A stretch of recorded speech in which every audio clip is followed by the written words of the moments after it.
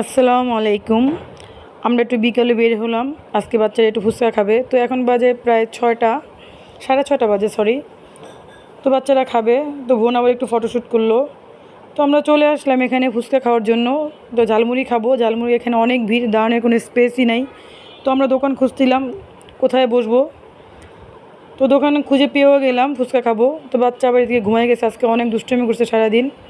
তো আমাদের ফুচকা চলে আসলো, ফুচকা খেলাম। ফুচকা খাওয়ার পরে একটু কাবাব অর্ডার করলাম।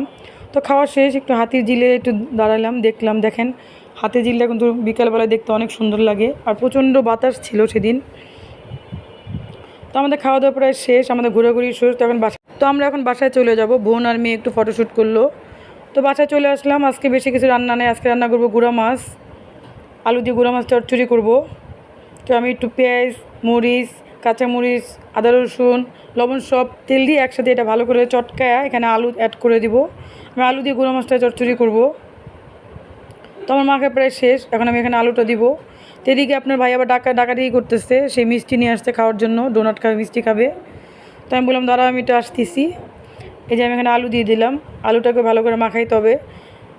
আপনি যখন চচ্চড়ি কোটা করবেন আলু দিয়ে মাছ দিয়ে, তখন আলুটা কিন্তু ভালো করে চটকায় নেবেন, যাতে একটু আলুটা নরম হয়ে যায়। তারপরে এখানে আপনি মাছটা অ্যাড করবেন। আলুটা নরম হয়ে গেলে একটু সফট থাকবে, একটু জুসি থাকবে, তাহলে আলুটা, মশলাটা আলুটার ভিতরে ভালো করে ঢুকবে। তো আমার মাখা এখানে শেষ হয়ে গেছে। তো এখানে আমি এখন গুঁড়া মাছটা দিয়ে দিব। তো পাশে আমার গুঁড়া মাছ ছিল, আমি এখানে গুঁড়া মাছটা অ্যাড করে দিতেছি। এই যে আমি গুঁড়া মাছটা দিয়ে দিলাম।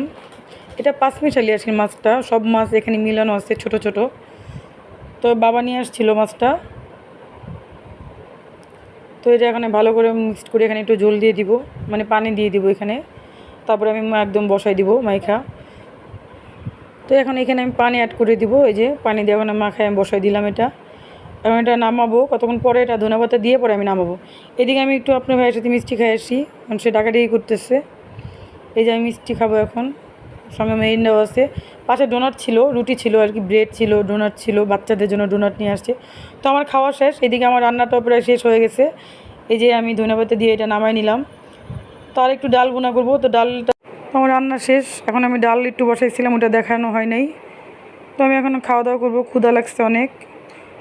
তো খাওয়া দাওয়া শেষ, বড় মেয়ে আবার পাকোড়া বানাইছে। তো আমার ভিডিওটা এখানে শেষ করছি।